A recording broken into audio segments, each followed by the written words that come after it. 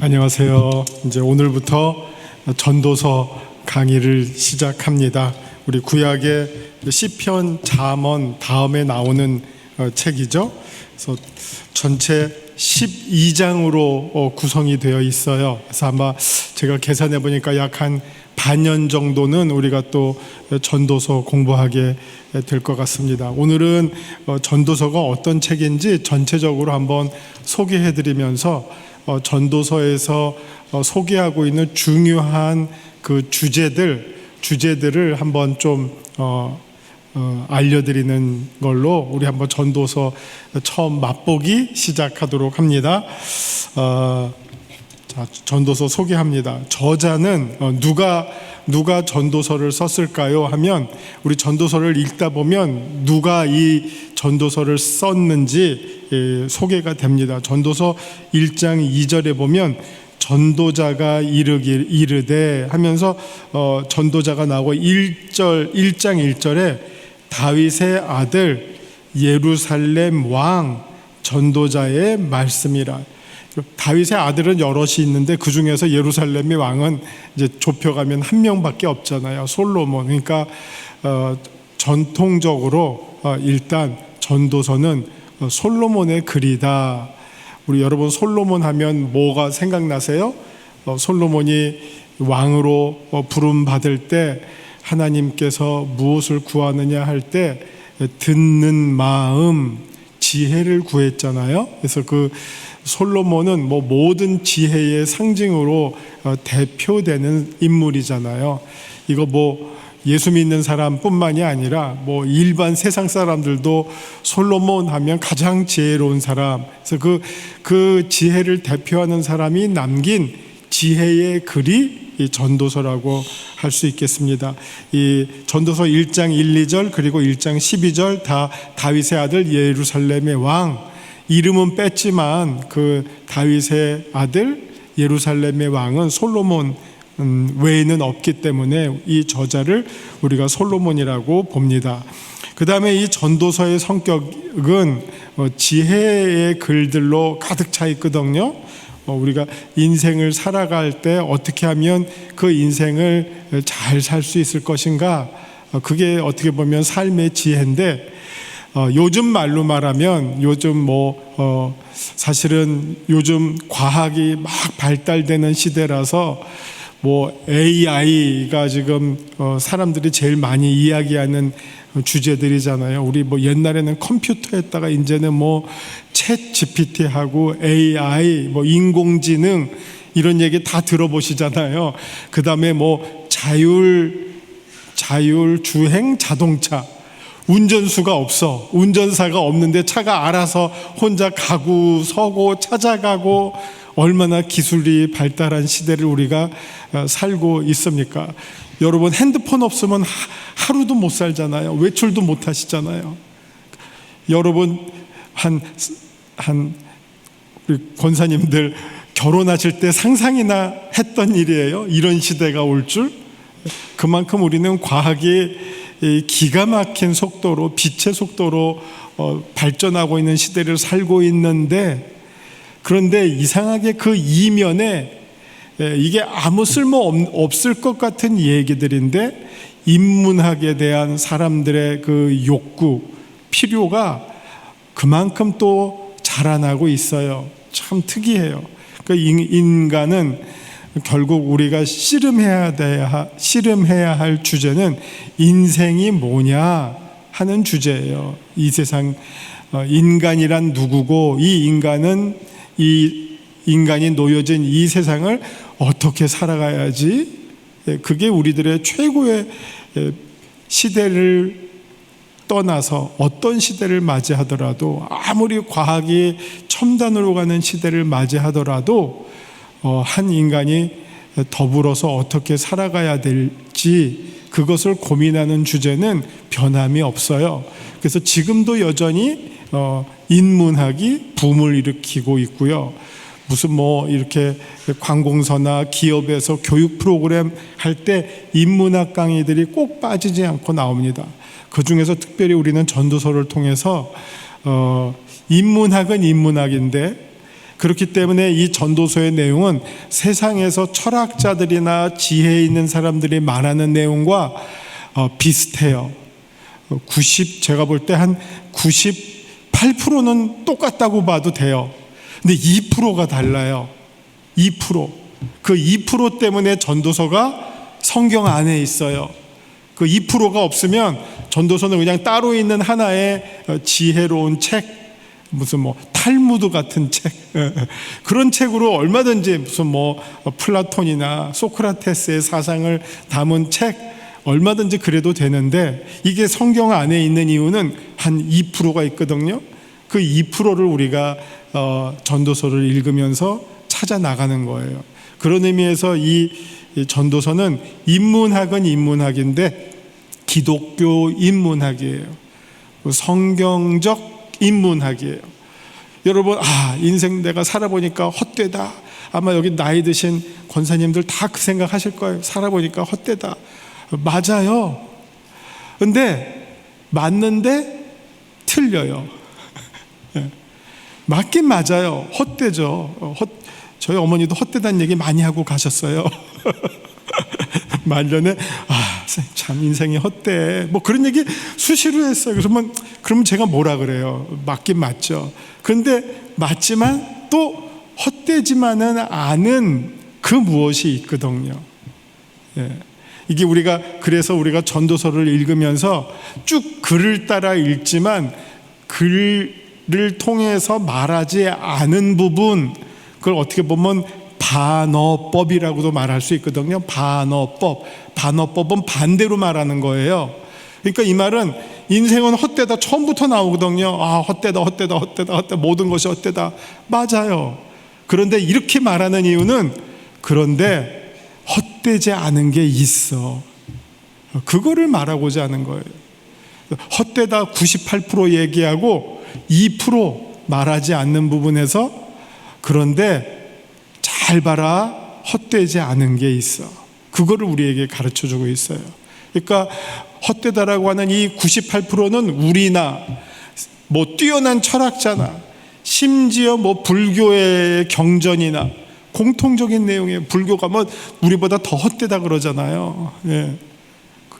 인생이 헛된 거 많죠.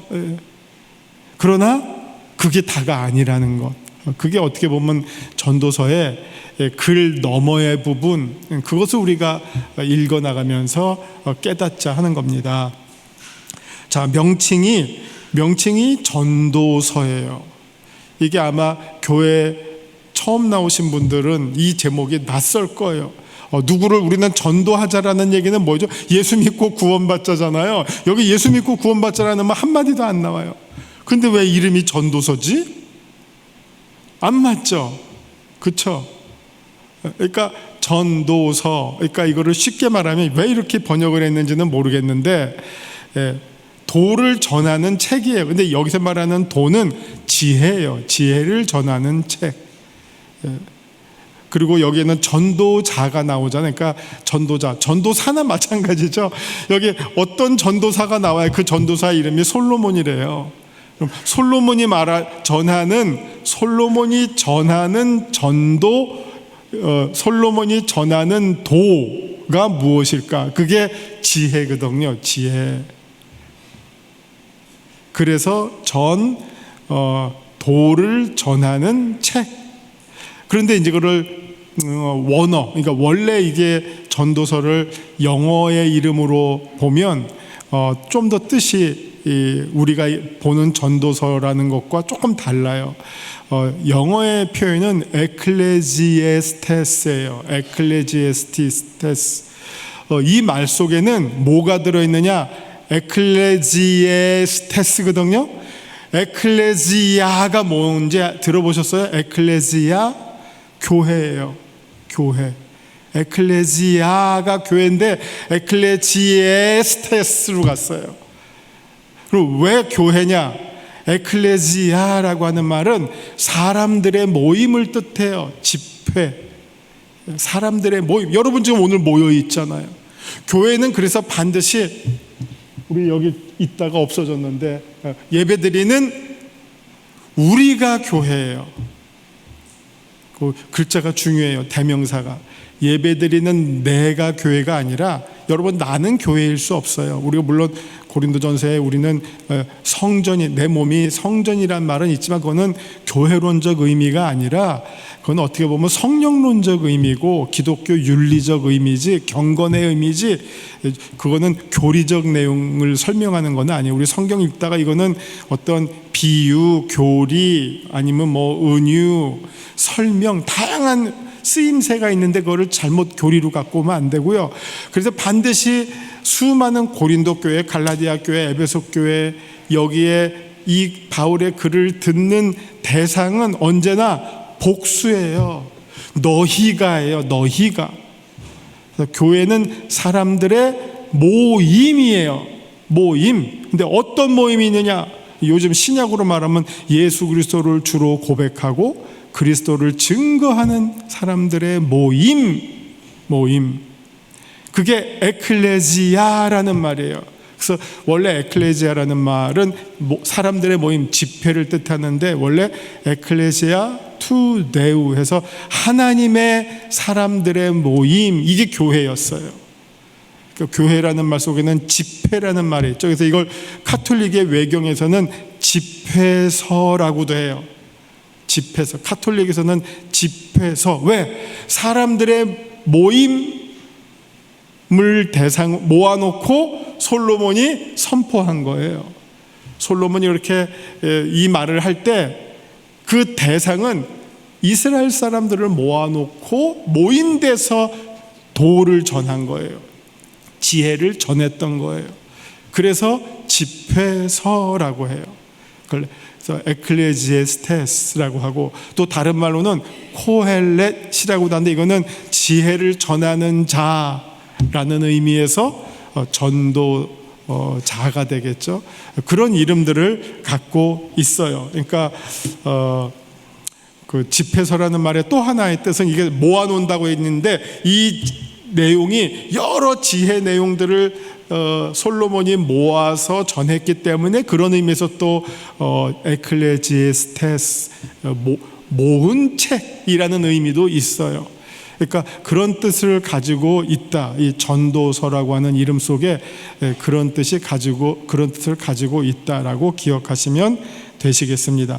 이제 전도서의 중심 주제들을 쭉 소개하는데 이거는 우리가 아마 상식적으로 여러 철학자들, 여러 지혜자들이 했던 말들이거든요. 유명한 격언들이에요. 근데 이 격언들의 내용이 이 지혜서 안에 중요한 사상으로 등장하고 선포되고 있어요. 그래서 그걸 한번 제가 쭉 한번 정리했습니다. 여기 이제 대부분의 외국어가 1, 2, 3, 4, 5는 다 라틴어예요. 라틴어. 그래서 라틴어 그 뜻을 제가 옆에다가 썼는데 이 라틴어는 우리가 라틴어를 몰라도 요 표현들은 익숙해요. 한번 제가 설명해 드리면 첫 번째는 메멘토 모리예요. 메멘토하는 여기는 여러분 메모리 아시죠? 메멘토는 기억하라예요. 모리는 죽음이에요. 죽음. 모르투스가 죽음이거든요. 그래서 임모탈 하면 불멸, 모탈 하면 가멸, 죽는 존재. 우리는 다 죽는 존재 아니면 모르탈 비잉이 되거든요. 그러니까 모르투스가 죽음이기 때문에 메멘토 모리 하면 죽음을 기억하라. 전도서에 반복적으로 나오는 말. 어떤 사람이 지혜로운 사람이냐? 마치 안 죽을 것처럼 사는 사람은 미련한 사람이에요. 우매한 사람. 왜? 우리에게는 다 정한 때가 있거든요. 그러면 그 지혜롭게 사는 것은 그 때를 아는 게 지혜로운 거거든요. 때를 알면 준비하잖아요. 예를 들어서 우리 학생은 중간고사, 학기말고사 있잖아요. 우리 대개 학교들이 다음 주 학기말 시험 보거든요. 그럼 학기말 시험이라는 때를 알고 준비하면 어떻게 하죠? 시험 공부하는 거 아니에요. 근데 학기말 시험이 있을 줄을 모르고 그냥 주구장창 놀아. 미련한 거죠. 미련한 학생. 그런 것처럼 우리에게도 학기말 시험이 있어요. 최종 학기말 시험. 무슨 시험? 최후의 심판, 죽었을 때 하나님의 보좌 앞에 서는 그 순간이 있어요. 그러면 지혜로운 학생이 시험을 염두에 두고 평소에 늘 공부하면서 시험을 딱 맞이하는 거, 그래서 시험을 자기가 잘 준비해서 최선을 다해서 준비해서 시험을 잘 치르는 학생이 있는가 하면, 시험이 있는데도, 모든 학교에 시험이 있는데도 그거를 생각하지도 않고 세워라 내워라 그냥 막 놀러 다니고 먹고 뭐 이렇게 살면 어떻게 됩니까? 빤하죠. 그런 것처럼 우리 인생에도 죽음을 기억하라. 모든 사람들이 다 언제 죽음이라는 숫자를 맞이한다. 요거는 모든 종교가 다 얘기해요. 그래서 제가 98%라 그랬잖아요. 근데 그 98%인데 2%가 뭐가 다르다 그럴까요? 죽음 다음에는 뭐가 있지? 히브리서 9장 27절처럼 한 번 죽는 것은 정한 것이요 그 후에는 심판이 있으리. 요거를 아는 사람, 요게 2%의 차이라니까요. 그러니까 앞에 얘기 누가 얘기하면 맞아. 우리는 다 죽는 존재지. 죽음을 생각하고 살아야지. 언제 내가 죽더라도 미련 없는 삶, 후회 없는 삶을 살아야지. 그러면 다 괜찮은 삶을 살죠. 우리 성경에도 그런 비유가 얼마나 많아요. 그 부자 창고의 얘기, 쌓아놓는 것만 생각해. 자기가 언젠가는 죽을 거라는 것을 모르고 계속 욕심만 부리고 사는 거 아니에요. 근데 그 쌓아놓은 거 내가 죽음이라는 시간을 맞이했을 때 갖고 갈 수가 없어. 다 놓고 가야 돼. 그럼 어차피 놓고 갈 거 어떻게 살아야지? 생각을 하잖아요. 쌓아놓는 것만이 다가 아니구나. 적당히 뿌리면서도 살아야 되겠구나. 그 순간이 오는데 어차피 내가 다 갖고 가지도 못할 거. 하나님 앞에 설 때 너는 뭐 했냐? 열심히 쌓다가 불사하고 갑자기 왔네요. 긴급 소환으로. 그게 아니라 하나님, 제가 저기 마태복음 27장에 나오는 것처럼 예수님 줄였을 때, 배고플 때, 벗었을 때, 옥에 갇혔을 때 제가 찾아갔습니다. 이게 죽음을 준비하는 삶. 이게 메멘토 모리예요. 일반 사람들도 메멘토 모리를 이야기하지만 이거는 또 우리가 그리스도인들의 메멘토 모리를 만들어가는 거죠. 자, 두 번째, 카르페 디엠. 이것도 아마 여기 젊은 친구들이 있으면 많이 알 텐데, 이 카르페 디엠이 어디 제일 많이 나오냐면요, 카페나 바 이름에 제일 많이는 아니고요, 많이 쓰는 이름 가운데 하나예요. 카르페 디엠. 카르페 디엠이라는 말이 오늘을 즐겨라라는 말이에요. 카르페라는 말은 잡아라. 이게 오늘 꼭 잡아야 돼. 잘못하면 오늘 훅 지나가. 디엠은 오늘. 카르페는 잡아라. 디엠은 데이 생각하면 영어의 데이. 오늘을 잡아라. 그럼 이건 뭐냐? 버스 떠나기 전에 오늘을 잘 놀아라라는 뜻이에요. 일단 1차적인 의미는 오늘 잘 놀아라. 그러니까 카페나 바, 무슨 클럽 이런 데가 좋아하는 이름이지. 와 오늘 여기서 후회 없이 놀아봐. 오늘을 충분히 즐겨라. 얼마나 좋은 말이에요, 놀기 좋아하는 사람한테. 근데 전도서도 이 얘기를 해요. 참 놀랍죠. 그래서 저 98% 똑같다는 거예요. 그런데 예를 들면 우리 이제 나중에 이거 보겠지만 여기 한번 2장 24절을 한번 보세요. 2장 24절. 사람이 먹고 마시고 수고하는 것보다 그의 마음을 더 기쁘게 하는 것은 없나니 이는 사탄이 주는 것이다가 아니라 뭐죠? 하나님의 손에서 나오는 것이다. 그러니까 기독교는 절대로 금욕이 아니에요. 우리는 막 안 먹고 오만궁상 떨고 힘들게 살고 막 그러는 거 아니에요. 기독교는 참 자연스러운 종교예요. 왜? 자유를 주시거든요. 자유. 그렇다고 이 자유가 그냥 방종 이런 거는 아니죠. 예. 오늘을 즐겨라. 왜? 이거는 사실 이거는 우리에게 주신 하루하루를 제가 이거를 기독교식으로 한번 다시 재해석합니다. 오늘을 즐겨라. 그러면 오늘은 어떤 날들입니까? 여기 전도서 2장 24절처럼 하나님께서 우리 각 사람에게 주신 선물의 소중한 날들이에요. 오늘 만나는 사람, 오늘 내게 주신 음식, 오늘 내게 주신 기회, 오늘 나에게 주신 날씨, 환경, 모든 것을 즐겨라 해요. 왜? 하나님이 나에게 주신 선물이야. 얼마나 행복하게 살아요. 이거 먹으면 안 돼. 저 사람은 교회도 안 나오니까 만나면 안 돼. 저쪽 가면 안 돼. 안 돼만 있는 게 아니라 즐기는 거. 이게 역설적으로 즐기라는 거예요. 하나님의 손에서 나왔다. 이건 이만큼 세상을 향해서 긍정적인 사고가 어디 있어요? 그런데 이걸 세상 사람들은 이것을 그냥 쾌락주의로만 써요. 쾌락주의. 오늘 놀다가 못 죽은 귀신 그럴까봐 최대한 놀려고만 써요. 그러나 아니에요. 우리는 하나님께서 주신 것, 예를 들어서 뭐는 안 먹어야 되고, 뭐는 안 먹어야 되고, 뭐는 안 먹어야 되고, 뭐는 몸에 나쁘고, 뭐는 어떠고. 그럼 사실 요새 여기 의사 선생님 안 계시죠? 의사 선생님들 얘기하는 대로 하면요, 먹고 살 게 없어요. 우리 아까 우리 예배 전에 우리 어르신들 이야기인데 배 나왔냐 마느냐 하는데 의사 선생님들에게 찾아가면 대한민국의 99%는 다 비만이에요. 제가 놀란 거는 우리 옆에 있던 교수님은 제가 볼 때는 멸치거든요. 멸치. 그렇게 말랐는데 의사가 살 빼라 그래서 나는 좀 이거는 그럼 죽으라는 말 아니야.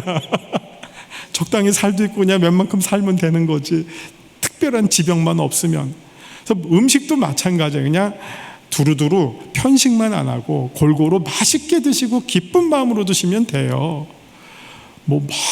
특별히 당뇨병이 있어서 조금 조심하는 거는 신경을 써야 되겠지만 웬만한 경우에는 그냥 두루두루 골고루 너무 많지 않게, 너무 과하지 않게 그렇게 참 하루하루를 기쁨으로 즐겁게 사시면 그게 하나님의 은혜를 마음껏 누리는 복된 삶이죠. 지혜로운 삶이죠. 그걸 억지로 짜내고 율법주의적으로 생각해서 나누고 판단하고 정죄하고 이거는 별로 건강하지 않은 삶이라고 생각합니다.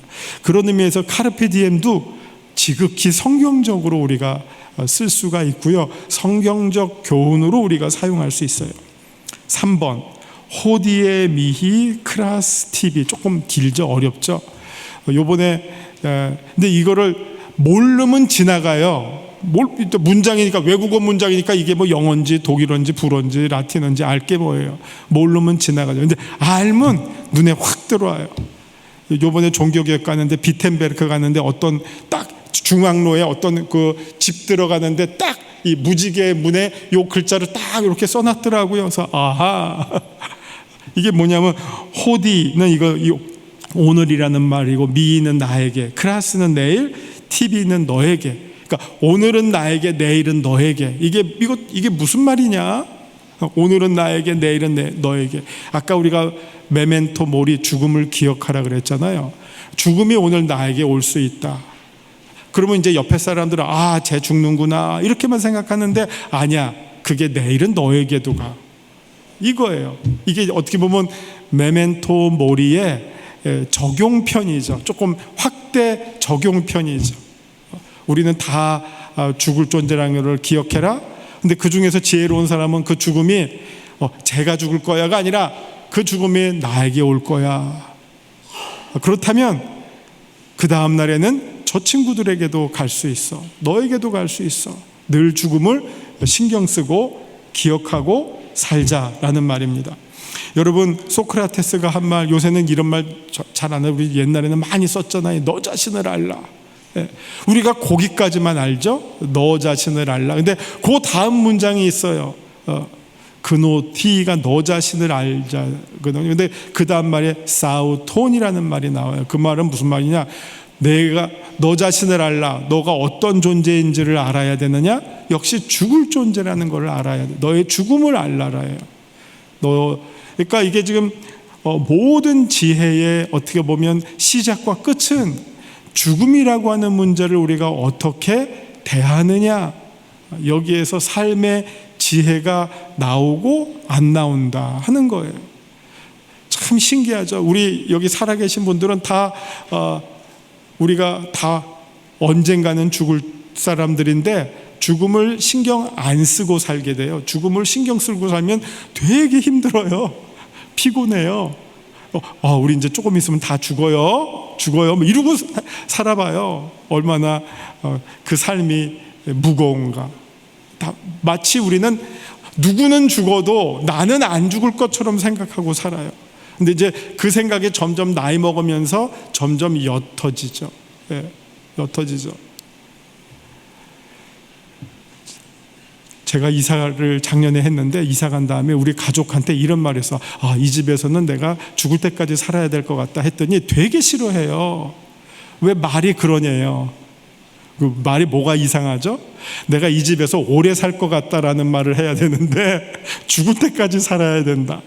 왜냐하면 이게 여러분 아시는 것처럼 재작년에는 저희 어머니 돌아가시고 작년에는 장인 어르신 돌아가셔서 제 머릿속에 이 죽음이 너무 깊이 와 있어요.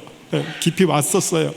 그리고 뭐 건강도 이제 점점 떨어지잖아요. 그러니까 이제 뭐 이게 정말 나도 뭐 얼마를 더 살게 될까? 뭐 이런 생각을 늘 하니까 똑같은 말도 죽음을 일상생활에서 많이 사용하는 거예요. 그래서 죽을 때까지 산다 하니까 제가 한 20, 30대였으면 그냥 흘렸겠죠. 그냥 주구장창 살겠다는 말이겠구나. 근데 아니니까 대뜸 수정이 들어와서 아니 왜 말을 그렇게 하냐고, 오래 산다는 말, 이 집에서 오래 살 거라는 말을 해야지 왜 죽을 때까지 산다라는 말을 하냐 그러더라고요.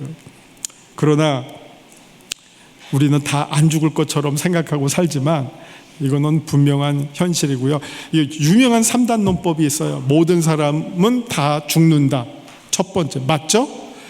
나도 사람이다. 여기 사람 아니신 분 없죠? 그러니 나도 죽는다. 이게 유명한 3단 논법이에요. 여기 예외 있는 사람은 아무도 없는데 마치 안 그런 것처럼 살죠. 그 다음, 사실 소크라테스의 너 자신을 알라라는 말은 너 자신이 죽을 것을 알라라는 말이에요. 그러면 지혜롭게 산다. 계속 반복됩니다. 네 번째가 아르스 모리엔디라는 말인데 이거는 아트, 기술, 예술. 여기서는 이제 기술이에요. 아르스는 아트, 모리엔디는 아트 오브 다잉, 죽어가는 기술이에요.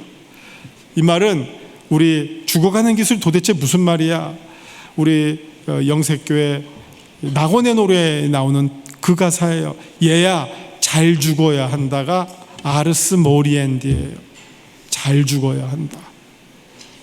그런데 이 아르스 모리엔디의 답은 뭔지 아세요? 원래 이 아르스 모리엔디에서 뭐가 나왔느냐? 여기에서 호스피스가 나온 거예요. 호스피스가 없었으면 어떻게 돼요? 호스피스 병원이 없었으면 어떻게 됐을까요?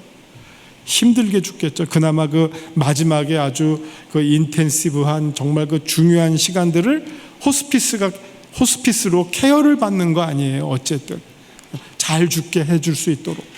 그렇지 않으면 완전히 버려져서 죽잖아요. 생각도 없지, 몸도 못 움직이지. 그러면 그런 상황에서 어떻게 잘 죽을 수 있겠어요? 그래도 존엄하게 죽을 수 있도록. 그게 이제 아르스 모리엔디인데, 아르스 모리엔디의 진정한 답은 어디에 있느냐? 그게 아르스 비벤디예요. 너 잘 죽고 싶어? 그러면 아르스 모리엔디야? 그러면 아르스 비벤디야. 아르스 비벤디는 아트 오브 리빙이에요. 리빙. 잘 사는 기술이에요. 사는 기술. 잘 죽어야 한다. 그 다음에 우리 그 낙원의 노래도 뭐 얘야 잘 죽어야 한다. 얘야 잘 살아야 한다. 영원한 천국에서. 근데 사실은 이 잘 살아야 한다는 영원한 천국에서 잘 살려면 그 앞에 먼저 와야 돼요. 여기에서 잘 살아야 돼요. 그러면 제가 완결편으로 해볼게요. 여기에서 잘 살아야 한다. 그러면 잘 죽게 돼. 그러면 잘 죽으면 영원한 천국에서 잘 사는 거야. 이게 풀 세트예요. 아르스 모리엔디, 아르스 비벤디, 그리고 아르스 비벤디, 아르스 모리엔디, 그리고 다시 아르스 비벤디. 그렇게 기억하시면 되겠고요. 우리 전도서에서 처음부터 나오는 허무, 헛되다 이거는 히브리어로 헤벨이라는 말인데, 이것은 허무하다라는 뜻, 안개와 같다는 뜻, 바람과 같다는 뜻, 그 다음에 짧다라는 뜻, 그런 뜻이에요. 그래서 이게 해 아래에 있는 모든 것들은 다 허무할 수밖에 없다. 98% 일치. 그런데 여기에서 끝나는 게 아니라 전도서는 그 다음에 해 너머의 영혼을 말해요. 영혼에 비교해보면 해 아래는 너무나 허무해. 그러나 허무한 인생들이 해 너머의 영혼을 바라보면 절대로 허무하지 않아. 이게 전도서의 주제입니다. 이게 지혜입니다. 여기까지 하겠습니다. 기도하시죠. 주님, 이제 또 전도서를 공부하기 시작합니다. 우리가 삶의 지혜를 전도서를 통해서 배우게 하시고, 해 아래의 삶을 살아가는 우리 인생들이 해 너머의 영혼을 바라보며 늘 새 힘을 얻는 천국 백성들 되게 하여 주옵소서. 예수님 이름으로 기도합니다. 아멘.